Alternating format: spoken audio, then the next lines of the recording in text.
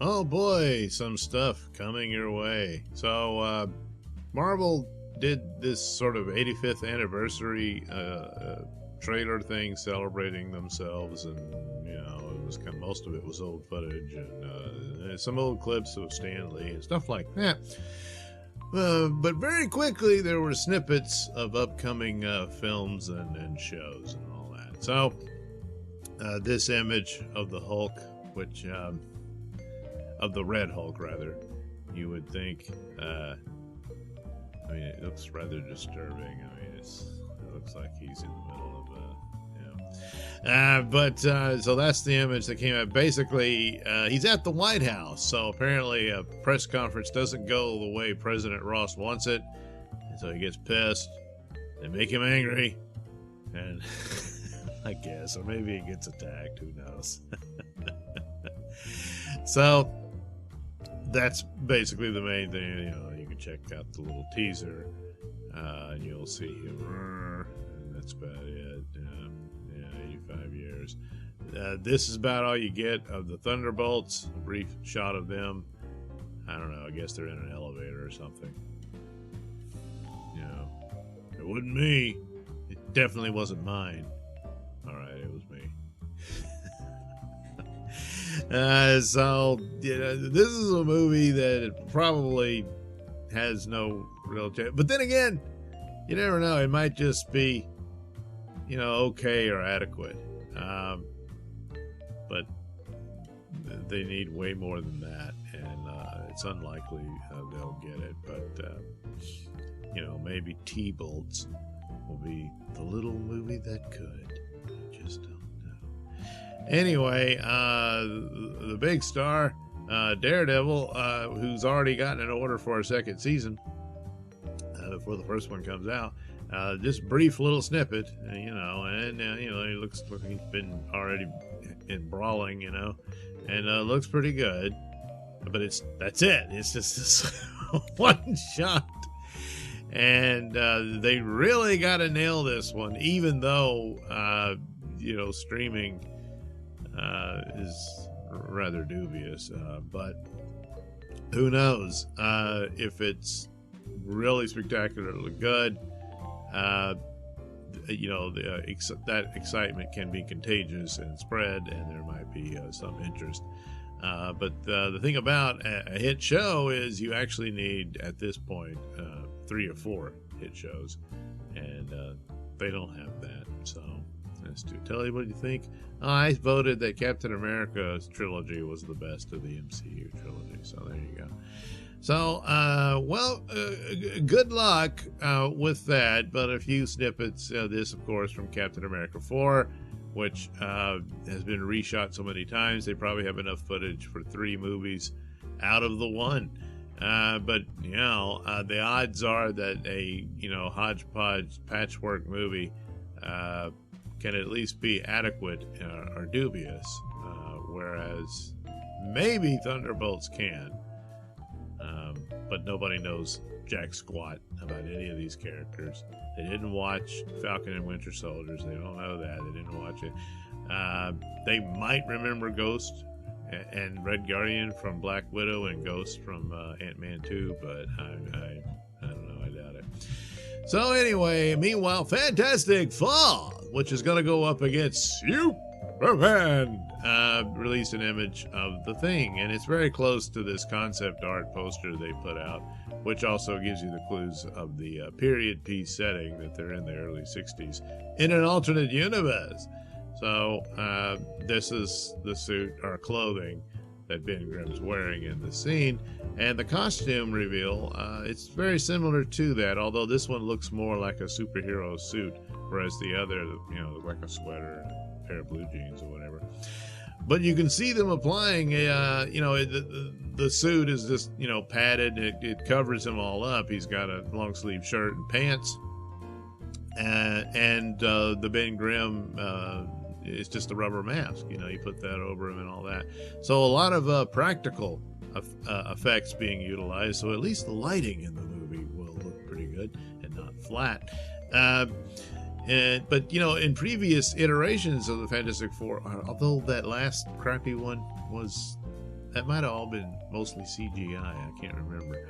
But the earlier one, you know, they had to wear that big Rocky bodysuit. Well, here, you don't have to use too much material. You just put the suit on top of the guy, and he's got, you know, rubber mask. And it looks like some gloves. I guess I can just play that. So there they are, fitting him out. And these little white boots, because he's here in Louisiana, and they go shrimping in those white boots. And you can see the little gloves there, and that's all you need, you know. And I don't know if that's the actual actor or if it's like the stunt double or something, but there, that's the idea of the costume, and it's pretty much what they've been showing. Those similar, like this texture and stuff, will probably be an aspect of their suits as well. So there you go, and a lot's riding on Fantastic Four.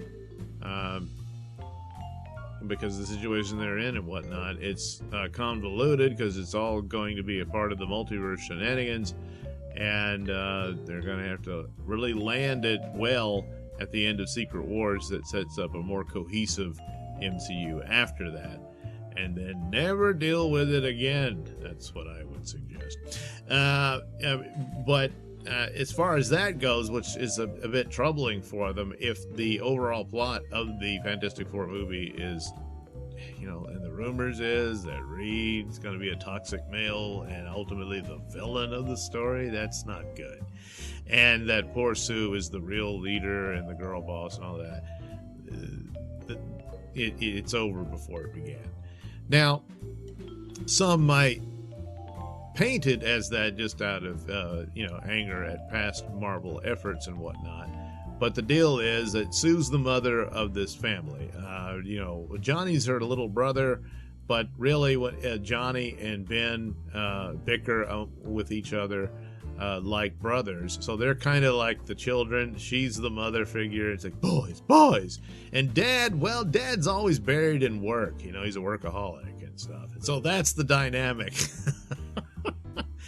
The robot is the dog. So those elements would be fine because that is true to the Fantastic Four story, one of its foundational elements.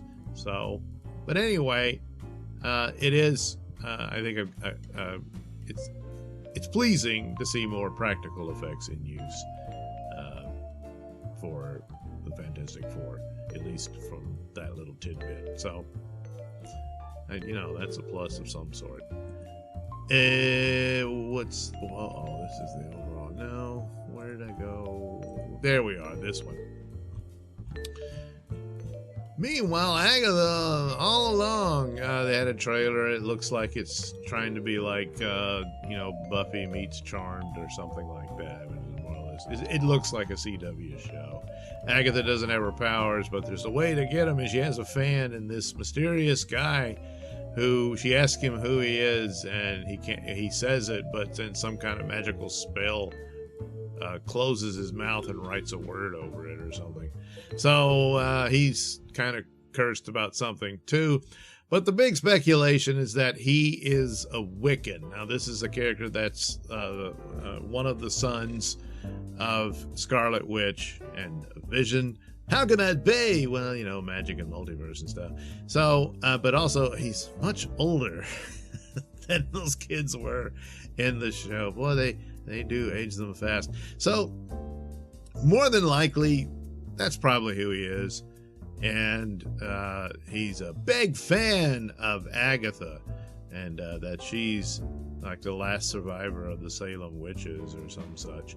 And they're going to go on this journey to restore her her magic power. Yeah. So anyway, of course, what does he do? He talks about being gay and playing a gay character. And he does say, well, that's just but it's not a defining feature of his character. Well, that would be really good if that's the case. That hasn't been the case in previous Marvel efforts. Certainly not in the case of Iceman. No, Iceman's a different situation. The thing about Wiccan, he was always gay. That character was introduced as gay in the Young Avengers, and that's that. Whereas in the case of Iceman, you had a straight character for decades, is turned gay, and then his entire personality is completely different. It's not the same man at all. So, yeah, this small and Twinkie, he says, I thought you get cast in a Marvel show, you get paid to get really muscly and hench, which apparently is a Britishism for buff. So but they said, we want you to stay small and Twinkie, is basically what they said in a very corporate way. So there you go. He's the magical Twinkie, and really admires Agatha, you know. So, even though she was the nasty villain in WandaVision. But the problem with the Agatha show, she doesn't look like Agatha at all from the comics. She's a much older lady and was a bit of a mentor to Wanda. She might have turned dark. I can't remember if she actually did become villainous, but whatever. The problem is WandaVision had a lot of potential and was kind of cool at the beginning, and then we find out Feige takes great pride in saying he sabotaged the show by scrapping its original plot, which featured Doctor Strange, because you can't have a white male telling a woman what to do or explaining to her, because that would be mansplaining, even if she asks. And so they didn't have anything to resolve the show, so they slap jobbed some crap in it and tried to be silly, and it was awful. And the utilization of the Agatha character was part of that, and so I got zero interest in this show. So by the time they actually get to an original character who was gay, and they want to exploit that, and they will, the whole idea has been shattered by other dumb crap they've already done. So that's too bad. But then he ends about I might get backlash. Plus, he says even people of the LGBTQ, he didn't do the plus, are upset because he's a campy gay stereotype. Well, I mean, and that's true. I mean, he's like Iceman again. All of a sudden, he's Paul Lynde instead of Bobby Drake.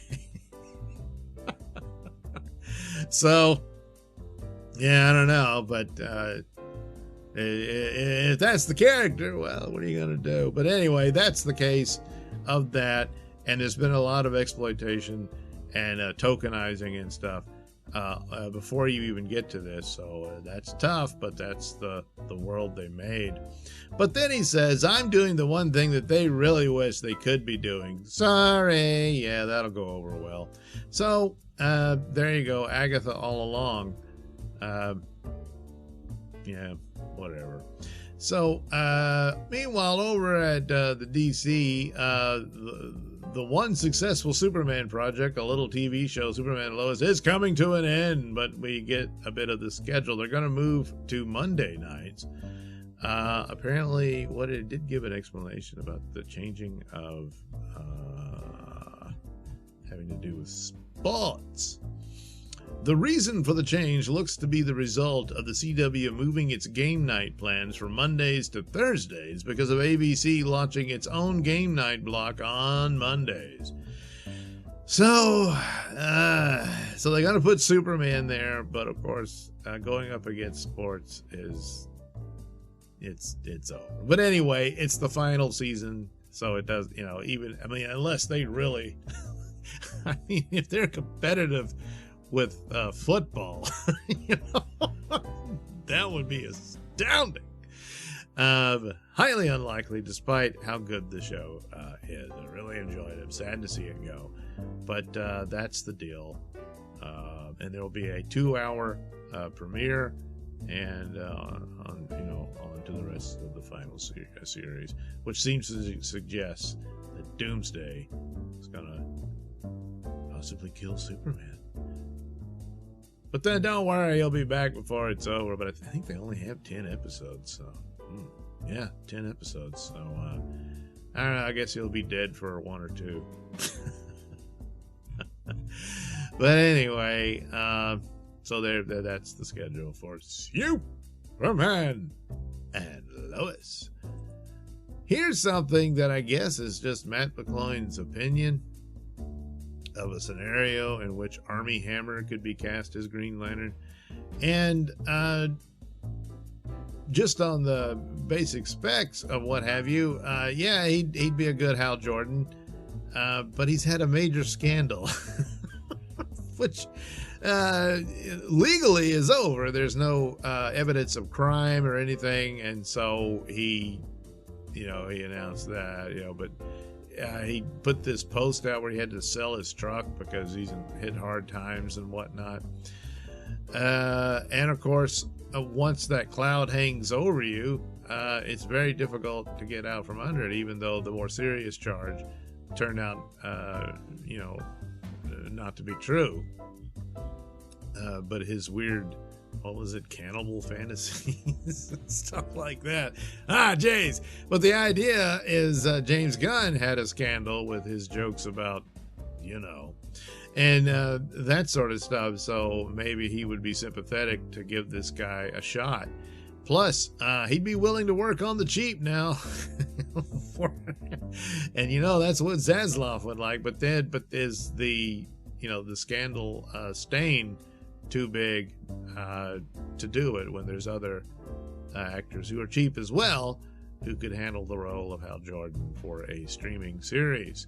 So don't know, but it's a shame because he actually had he was going to be Batman in the George Miller Justice League Immortal thing, and that didn't come to fruition. I had thought he could have been a good replacement for Ben Affleck if the DCEU Batman was to continue, but then his scandal erupted. The Lone Ranger movie was weird and kind of stupid, but it didn't bother me as much. In some parts of it I thought was pretty good, but was it Lone Ranger? Not really. And finally, probably the last movie, I don't recall. He probably did another one after. But anyway, I did see Man from U.N.C.L.E. It bombed, but Man from U.N.C.L.E. is really good.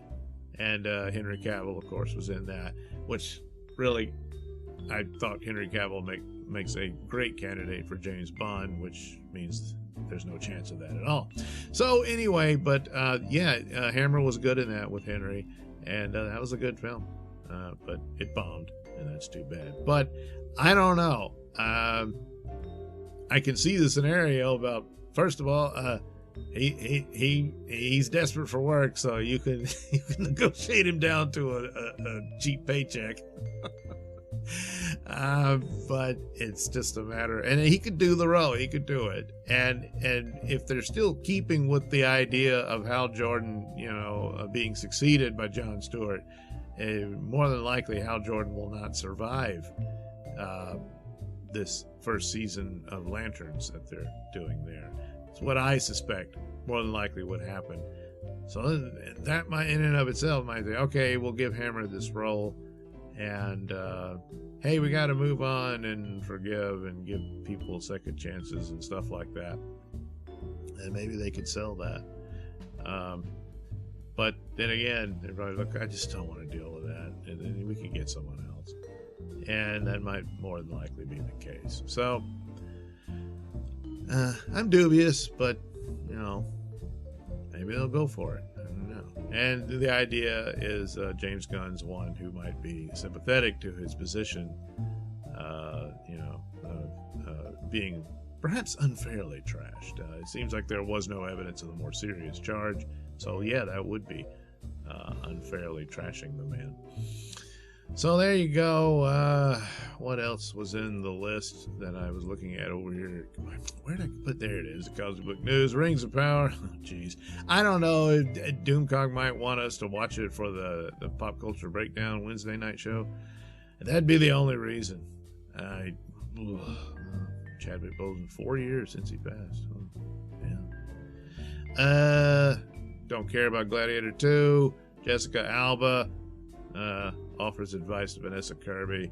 I wondered if she might do a cameo in their Secret Wars multiverse shenanigans. It's possible. Whatever. Thomas Jane, no, he's not coming back. A Running Man reboot. Huh. Nobody 2, yeah, that's to be expected. Scarlett Johansson, Jurassic World. Haven't seen any of the new Jurassic Park movies.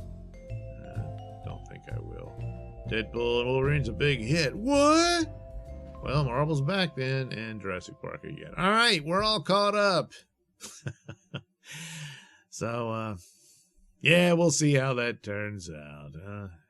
Yeah.